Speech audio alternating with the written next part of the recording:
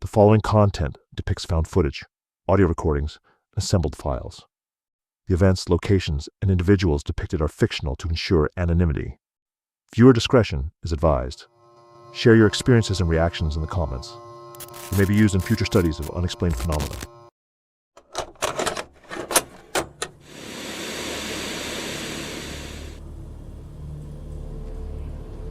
Project Wolf Split. I received the package on a gray morning. There was no return address and no name on the label. It was wrapped in plain brown paper and secured with a single strip of tape. Inside the padding, I found a single flash drive. No label, no sticker, only a smear of dirt on one corner. I set the camera on a tripod and recorded the unboxing. I speak the time and the date into the microphone. I show the drive to the lens. I plug it into my laptop and begin to inspect the files. The first videos are low resolution and grainy. They are handheld recordings with uneven lighting. They show men in uniforms that match archival records. They speak in German with short, clipped phrases. I pause and rewind to note details. The recordings document surgical procedures performed on restrained subjects. There are incisions, clamps, surgical implements, and restraints attached to steel tables. The footage is clinical and systematic. Several frames show stamps and facility codes. A plain text file contains a set of geographic coordinates and a short list of names. I record my immediate reaction into the camera. I state that a hoax is the most straightforward explanation, but I also point out the consistencies that suggest authenticity. I describe matching insignia, consistent handwriting on official forms, and metadata timestamps that align with known events. I narrate verification steps on camera to preserve the process. I cross-check a stamp against an archival photo on my phone and show the match to the lens. I close the laptop, pack the drive into a protective case, and say into the microphone that I will travel to the coordinates to verify what I have found. I follow the coordinates away from the main highway and into a series of narrow lanes. I film the dashboard, road signs, and the map overlay so the coordinates appear in the recording. The lane becomes a single-track dirt road. Trees close in on both sides, and the light grows thin. I stop where the GPS marker sits and record the coordinates aloud. I step out of the vehicle, and the recorder captures the sound of my boots on gravel and a low wind through the pines. I walk toward a low rise where concrete shows through moss on the ground. The entrance is a metal door set into a concrete face, half buried in earth. The hinges are corroded, and the plate bears an emblem. I pan the camera and read the inscription aloud. I force the door, and it moves with a long metallic groan. Inside, the air is colder and stiller. My headlamp throws narrow beams across walls that are marked with diagrams, measurements, and handwritten notes. Papers lie on a long workbench, and the edges are damp. A torn envelope reveals a partial address that matches a regional office from an old archive.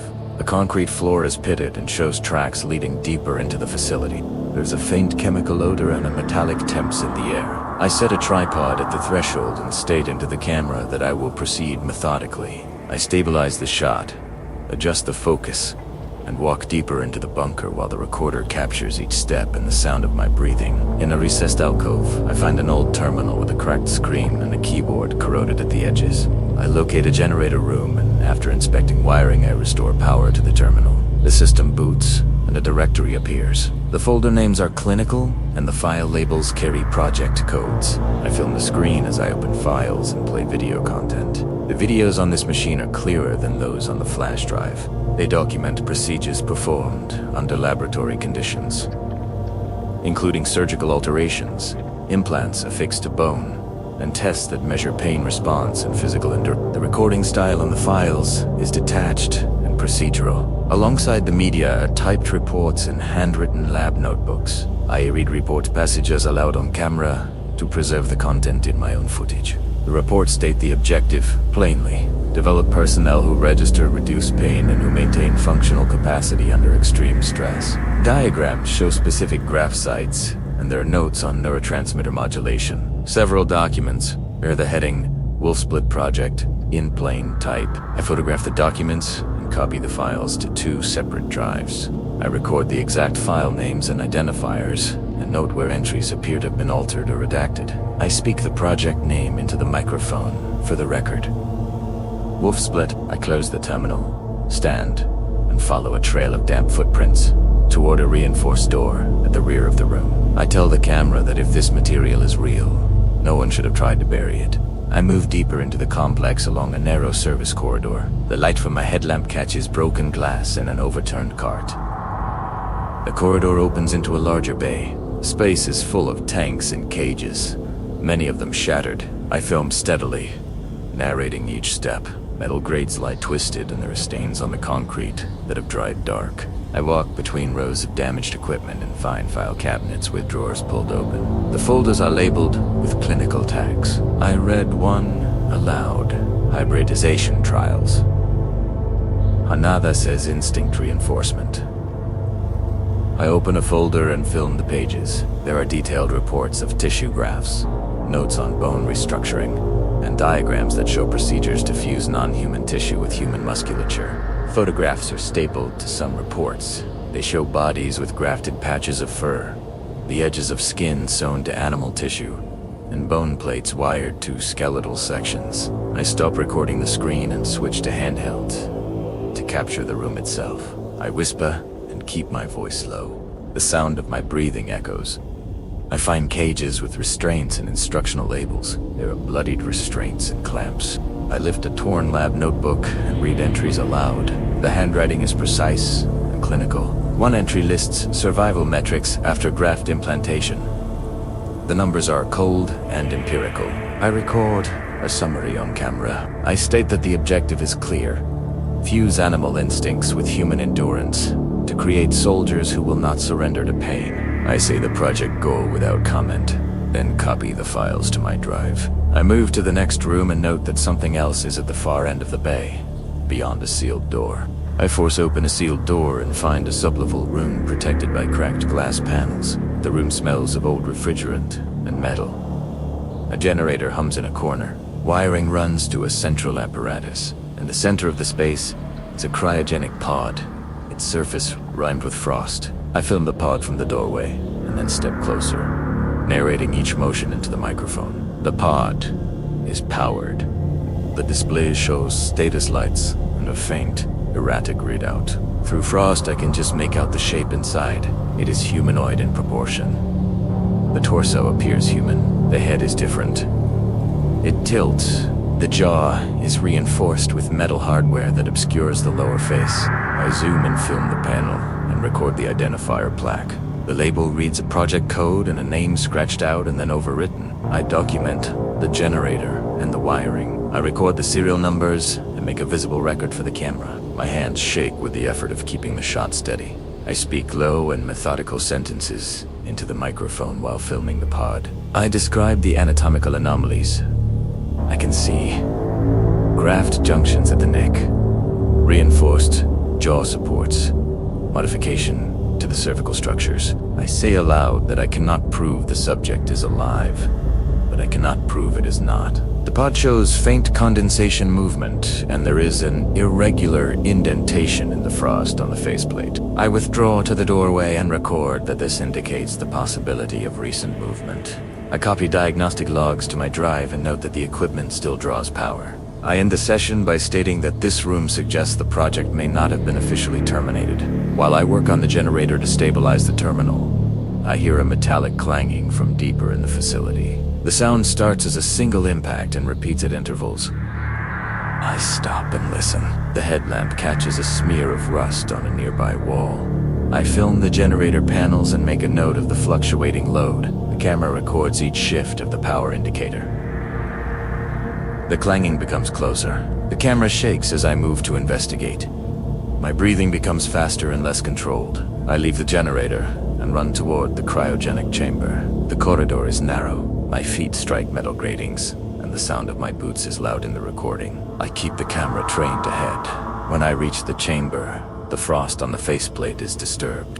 There are fresh scrape marks along the rim, and a small patch of thawed condensation near the seal. The pod that was sealed looks as if it has been forced at the edge. I film the floor and find claw marks in the concrete leading away from the doorway. They are shallow but recent. I photograph the marks and copy the evidence to a second drive. I whisper into the microphone that the pod was closed before I entered. I repeat the statement and record the time code. I do not speculate aloud about what could cause the movement. Instead, I note the facts. Noise, disturbed frost, claw marks, power draw. I tell the camera that I will continue to document, and then I move toward a side door that leads deeper into the complex. Power begins to flicker. Lights pulse on and off. I record the time code and the current draw on the panel. The headlamp throws narrow beams into a corridor that keeps swallowing the light. A distant howl echoes through the concrete. It is raw and broken. It is not an animal in the way any animal I have recorded before sounds. It has human cadence, an animal pitch. I move with the camera raised. Shadows run along the walls. The recorder catches them in staccato bursts when a light pulses. I narrate the noises, count the beats between impacts, and note where the power dips. My hands are steady at first, then the main doors, the heavy outer doors I used to enter, do not respond. I try the manual release, and the bolt will not move. The mechanism is jammed. I decide to move. I run through the service tunnels. I drop a shoulder bag, a microphone, clip catches, and T is free. It drags and skitters across the floor. You do not stop. My breathing becomes loud in the recording. I pass a junction that used to lead back toward the entrance. The way is blocked by fallen concrete. I continue deeper. The camera catches a flicker of movement ahead. A shape that is too quick to be purely human. It moves on all fours, limbs jointed in an unfamiliar sequence. I shout a warning into the microphone and the sound is ragged. My foot hits metal and a strap drops out of frame. The lens blurs as I shoulder the camera and run. I can hear the thing move faster behind me. The corridor narrows. I slam a service hatch shut behind me and wedge a crowbar. The metal vibrates with distant pounding. I record one last steady statement before I continue. The power is unstable. Something is moving, and the main exit is sealed. I tell the camera the time and the drive identifiers. Keep moving. The scratching starts close. At first, it is the sound of nails on metal. Then it becomes breath. Low, guttural, and wet. The corridor ahead is a shoot of shadow. I film with the camera pressed to my chest to keep the shot steady. I whisper technical notes into the microphone. Voltage levels, battery life, visible damage to the conduit. I try a side tunnel. It is narrow and half collapsed. I kick rubble and listen. The exit tunnel has given way. I can see daylight in a small fissure, but the rubble is packed and unstable. I try to clear it and a shard of concrete cuts my glove. Blood soils the cuff of my jacket. I do not stop long enough to bandage. The camera catches brief glimpses of movement. The torso slides across a corridor ahead, shoulders low, head forward. Limbs move with a shuffling speed. It is malformed. The skin at graft sites is puckered and tethered with sutures and metal plates. I do not get a full view. The shot breaks when I duck into a technical room and pull the door closed. Inside the room are racks and panels. I lock the door and brace the handle with a length of pipe. The sound on the other side is immediate. There is scratching, then a heavy thud. Equipment rattles. I document the hits in real time. I record a final message to anyone who finds the footage. Project Wolfsblatt never ended. I speak it clearly, slowly, so the audio is clean. I realize the batteries on my external recorder are low. I switch to internal power and copy the critical files to 2 drives. My hands shake while I balance the camera and the drives. The door shutters again. I hear metal being forced. I whisper. The time code. And the folder names. I set the camera on a shelf to keep filming while I prepare a secondary exit. The camera tilts slowly as I move away, and the last image before I stand is the door seam tightening under pressure. There is metal scraping. It starts as a thin, high-frequency sound and becomes a long, grinding impact. The door I braced gives the handled twists. I hear the latch shear and the bolt strip. The camera is recording when the door bursts inward. I scream. The sound is immediate and raw. There are dragging noises, a wet scrape across concrete, and the dull thump of heavy weight. The camera hits the floor, and the angle is wrong. The frame tilts and catches a corridor that shivers with motion. I try to reach for the camera, and my hand knocks it. The lens swings and captures the lower half of a form. It is close. I can see teeth. There is a reinforced jaw plate with rivets and a strip of leather. The breathing is wet and hot. The creature drags something metallic that clanks against the floor. I tried to crawl backward. There is a weight on my shoulder and then a pull at my leg. I yell, and the sound is cut off by impact. The camera slips free and rolls. The frame catches a hand, not clean. Scarred flesh with surgical sutures and embedded metal. Blood beads along a cuff. The creature's mouth is at the lens. I hear tearing. The audio records one more scream, a ripping sound, and the heavy thud of a body hitting concrete. Subject, Eva 09. I'm recording this for documentation purposes. My name is Eric Hahn, restoration technician at the Bundesrecherche facility in Cologne. Today I received a damaged reel from 1945 labeled Evo 9 classified. The archive tag says medical research, origin, Auschwitz. The film is brittle, partially melted, smells like vinegar. I'm setting up the scanner and camera to log the process. The first images are monochrome, no audio. A man in SS uniform looks directly at the camera, Dr. Josef Mengele. He's speaking about something called Subject Eva. Mentions cellular reconstruction and postmortem adaptation. The footage cuts abruptly, showing lab tables and numbered jars. I note the lighting and camera type same as other wartime experiments.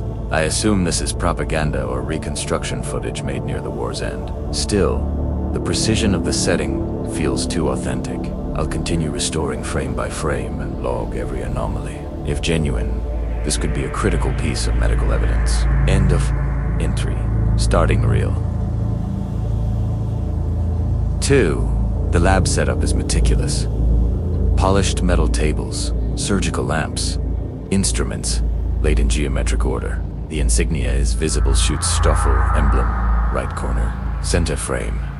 A woman restrained on a gurney, pale, motionless. Mengele adjusts her wrist straps, speaks calmly about cellular elasticity. Two assistants prepare grafts, applying strips of tissue to her shoulders and chest, no anesthesia. No sign of reaction. Their tone is procedural, detached. I pause and check the real number as said on 9. The emulsion damage increases near the sequence of close-up. Her eyes are closed, but there's visible condensation on her lips. I log the time code. 3 hours, 47 minutes, and 22 seconds. My stomach turns halfway through playback. This isn't staged. I think it's authentic. I'm documenting everything for verification, though I need to remind myself it's just film. Chemical patterns on acetate. Nothing more. Session 4. Digital stabilization in progress. Frame decay seems inconsistent. When I pass playback, individual frames differ slightly on reload. Grain pattern shifts. Light refraction alters their facial geometry. I've checked calibration twice. Hardware's fine. Frame 4312. Her skin appears semi-transparent, absorbing surrounding light. Frame 4313. Completely normal. Frame 4314. Translucency returns, but spread wider jawline. Arms, neck. I replay repeatedly to confirm optical warping. It's not compression noise. I start noting these anomalies with time stumps, planning to consult the head archivist. Still, between pauses, the deformation pattern changes subtly, as if reacting to viewing intervals. I freeze one frame to compare, and for a moment her eyes seem slightly open. I say, on record, I could swear the frame changed after I paused it. I slowed the reel to 24 frames per second. Each segment of film each second was now a dissection. The doctors replaced strips of flesh, like textile, attaching, melting, reattaching. I counted 12 incisions before I stopped. Her chest still moved. Flat, e.g., yet visible respiration. In the background, Mengele's voice was calm, clinical. Observe the delay between cortical death and systemic response. My hands started shaking. I could hear my own breathing overlapping with the archived audio. I replayed the section 11 minutes between the declared time of death and the final heartbeat. 11. I verified it twice. The light from my monitor flickered, reflecting off the lenses of my glasses. The footage glitched slightly, like the film wanted to continue past the reel's end.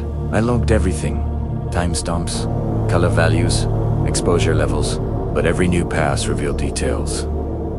I had anti-seen threads of movement under the woman esking, pulsing faintly. I paused at frame 1449 and whispered, "It's still responding." While reviewing the digitized file, I noticed inconsistencies. Frame 2017. Her eyes were open. Frame 2017 from the analog master. Closed. I ran checks and verification. Identical. Bit for bit. There was no data difference. Yet the expression changed. I thought it was a projection misalignment, maybe lens distortion, until I saw the reflection. Behind me, on the monitor glass, something shifted, like exhalation fog. I turned to nothing. The lab was silent, except for the hum of the drives. My voice recording shows a tremor I didn't notice in real time. I replayed the anomaly 3 times. Each time, the breathing sound behind the microphone got closer. I stopped the capture process. The preview window froze on a frame that didn't exist in the timeline. A close-up of the woman's face, her pupils dilated, light refracting inside them as if wet. I whispered, "It's not the footage changing. It's the image, evolving." There was another canister, smaller, labeled Post-Treatment Observation, EO9. It wasn't in the restoration log. When I loaded it, the RIA began before I pressed play. Mengola stood in front of the lens, addressing the camera directly. Subject Eva shows partial neural activity after decomposition. Cellular coherence maintained. I paused, but the audio kept running for 3 seconds after the stop command. Then, on screen, the subject inhaled. The ribs expanded unnaturally slow, skin stretching like latex film. The room lights in my lab dimmed briefly, as if the projector drew power from the walls. Condensation formed inside the restoration unit. At first, I assumed a humidity leak.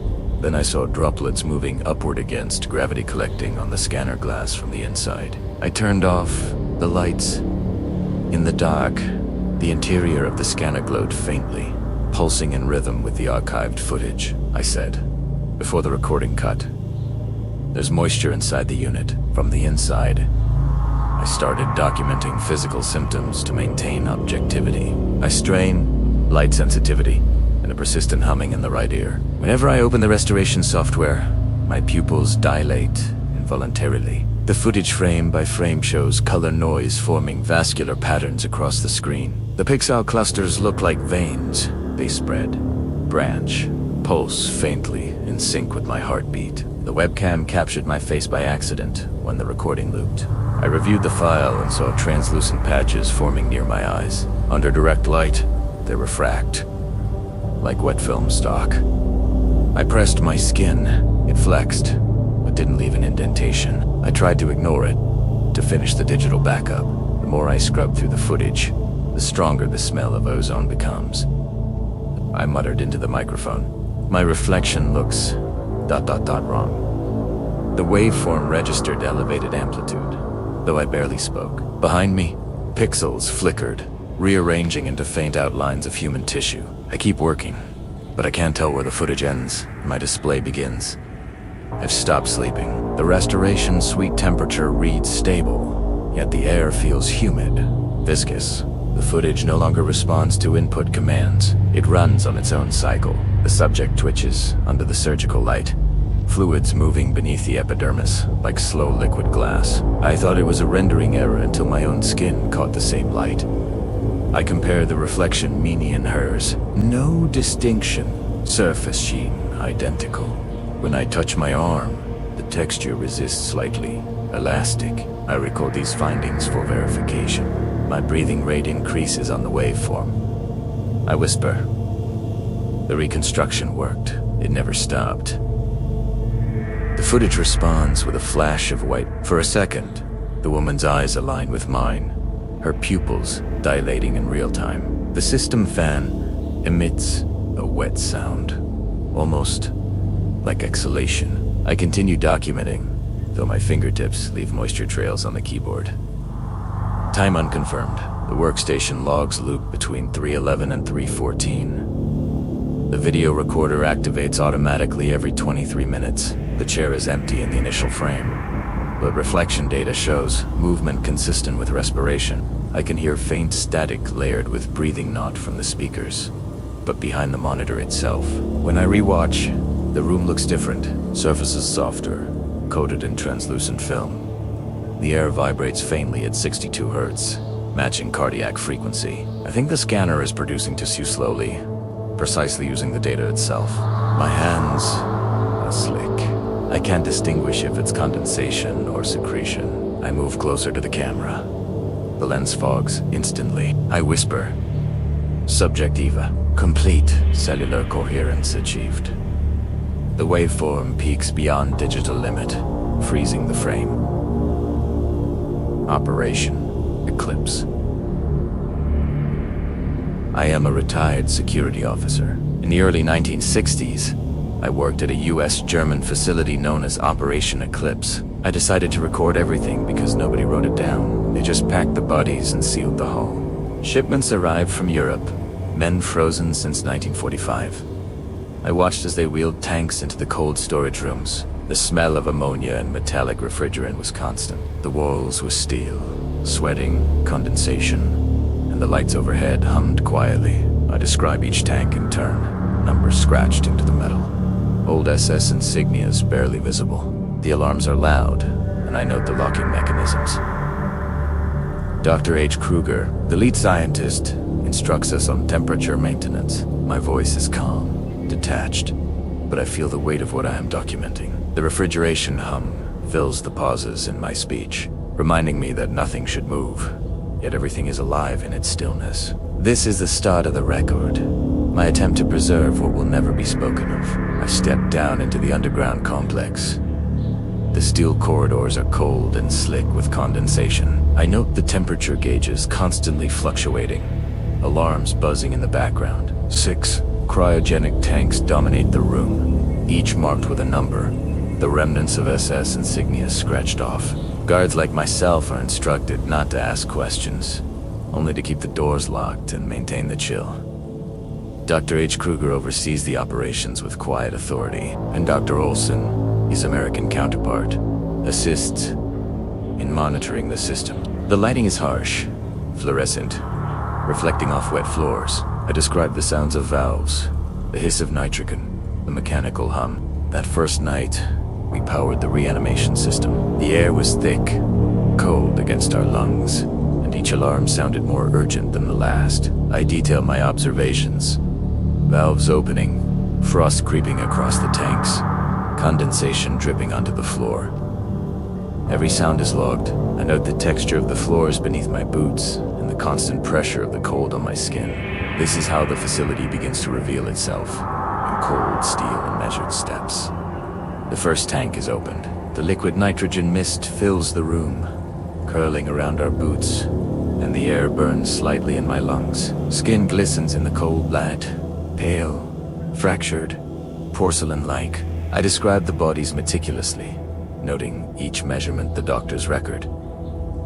Internal temperature, organ viability. One technician jokes about the heart looking fresh. I swallow hard, my voice trembling slightly as I narrate. I record the subtle movements, the way the frost melts on their skin, how the cold seeps into every corner of the tank. The smell is sharp, metallic, chemical. I note the sounds. The hiss of nitrogen escaping, the scrape of metal as valves are adjusted. We rotate the tanks for observation, measuring, documenting. I note how they do not appear dead, Merilipos said, suspended between time and life. Every breath I take is careful, measured. I detail the procedural steps, logging, measuring, annotating. I feel a tension in my chest as I recount these actions. The tape captures my voice, my pauses, my hesitation. This is the moment that defines the start of Operation Eclipse, the first direct encounter with what the program truly entails. I watched as they inserted the warm saline lines into the veins, each drip measured, monitored for electrical response. The bodies reacted strangely, Droplets of blood formed along cracks in the skin, glistening under the fluorescent lights. One man's face collapsed inward when the ice beneath the tissue melted, exposing red muscle beneath. The room smelled sharp, ammonia and rust, mixed with the odor of scorched metal from malfunctioning heaters. I had to step back when a soldier retched beside the tanks, reprimanded immediately by Dr. Kruger. He kept his voice calm, clinical, as if discussing machinery rather than men. We recorded everything, documented temperatures, fluid composition, every twitch. I noted in the log that the skin, once frozen to porcelain, now shone with a thin, slick layer of condensation. Electrodes pulsed rhythmically, eliciting faint jerks, fingers curling involuntarily. My hand shook while writing time codes. The precision was overwhelming, yet the nausea never left. One subject's jaw twitched repeatedly, and I wondered if he remembered breathing. I caught myself staring too long at the cooling coils, imagining the ice freezing me solid. I swallowed hard, recording my observations. "This is what they called progress," I whispered to the recorder. Dr. Kruger demanded silence as he prepared the probes. The subject lay prone, skull exposed, pale veins contrasting sharply with the copper electrodes. When metal touched thawed brain matter, a wet, viscous sound echoed. Electric pulses ranged from low to high intensity. Muscles twitched in synchrony, jaws moving, one eye opening halfway, the team observed. Noting resistance and response in meticulous handwriting, I held the clipboard tight, fingers cold, occasionally glancing at Dr. Olson for guidance. Notes piled up rapidly, amplitude, frequency, reaction times. Each twitch cataloged, the smell of antiseptic mixed with the faint iron of residual blood. I lit a cigarette, unsure if it was for nerves or habit. Smoke curled toward the ceiling, indistinct from the steam rising off the bodies. I noted how one hand flexed and relaxed with mechanical precision, almost like clockwork. Recording continued, despite my unease, each second dragging. I realized I barely breathed as the machines hummed. My voice remained low, monotone, documenting data, not emotion. No one spoke. I wrote everything down, every second, every pulse. 207 words. Hours later, most subjects had disintegrated, organs liquefied, tissue collapsing inward with soft splashes onto the trays. Dr. Kruger documented protein chain degradation, speaking calmly, detached. I remembered the smell most vividly, a mixture of cooked iron and antifreeze. One body persisted longer, twitching sporadically 15 minutes after stimulation ceased. Fingers flexed, feet moved, as if machinery still powered the corpse. I recorded timestamps and measured every remaining pulse. Kruger observed, noting residual motor potential, as if it were a technical achievement. I paused, pen trembling, repeating observations silently. They called it potential. I called it suffering. Every vent emitted a faint hiss as the fluids settled. The air was cold, dry, and smelled faintly metallic. I cataloged each failed subject, noting the difference between success and disintegration. The jagged line of life interrupted violently. No one spoke, yet each motion was calculated, precise, sterile. I sat back, exhausted, documenting the human consequences under the guise of science. My hand cramped from writing 205 words. The tests continued for weeks, day after day. Each morning I descended into the underground hall, the steel doors shutting behind me with a clang that made my chest tighten. The doctors moved methodically, their lab coats spotless, despite the mess of the previous day. One body was thawed, checked, and measured, while another waited silently in its tank. I cleaned the tables repeatedly, scraping flesh that had stuck, mopping the condensation from the floor. The smell of ammonia, rust, and blood never left the room. Assistants joked, smoked cigarettes, and argued over charts as if dissecting corpses were part of their daily routine. I stopped asking questions after the first week. One assistant ate his lunch in the same room while we worked. At night, I couldn't sleep. The smell followed me home, clinging to clothes, skin, hair. I tried not to think about it, not to remember the movements of muscles, the slow pulse of reanimated veins. But every morning, I returned. After a while, the smell didn't bother anyone. That's when I stopped sleeping. In 1964, the government abruptly shut down Operation Eclipse. Officially, it was budgetary redirection. Unofficially, I suspect the reports from Kruger and Olson had become too concerning. Even for military oversight, remaining bodies were cremated, ashes sealed in industrial drums. I helped seal the cryogenic chamber myself, turning valves, confirming the logs, and marking the final entry in the record book. Kruger was reassigned to a medical research post in the United States. Olson transferred back to civilian work. I watched as the chambers were locked permanently, as if burying not only the bodies, but the experiments themselves. The echo of footsteps in the empty corridors haunted me. Reminders of hands that had handled frozen flesh with clinical detachment. I keep thinking about the eyes of the last subject we attempted to revive open, staring blankly, almost aware. We buried science that should have stayed frozen, not because of morality, but because we could not face the consequences. The smell lingered one last time, of metal, coolant, and failure. I left the facility knowing I would never speak of it again. Years later, I record this tape to ensure the truth exists somewhere. Even if I am long gone, I still dream of the laboratory, the sound of cracking skin under ice, the hiss of nitrogen filling the tanks, the smell of burnt coolant and antiseptic. I see myself cleaning tables, scraping flesh, and I remember the faces of the men, posed in time, waiting for revival that never truly came. I once kept a photograph of the facility, but I burned it after nightmares made it unbearable. My hands still shake when recalling details, though I try to suppress it in this recording. It wasn't spirits or divine punishment. It was men, calm and methodical, with clean hands and precise instructions. Each body was treated as a file, a measurement, a number 2 log. The horrors are not in ghosts, but in routine and detachment. The tape will eventually click off, leaving silence, as I hope the world will remember only what I have said. Not the smell, not the images, not the guilt. This is my testimony, unembellished, factual, and final.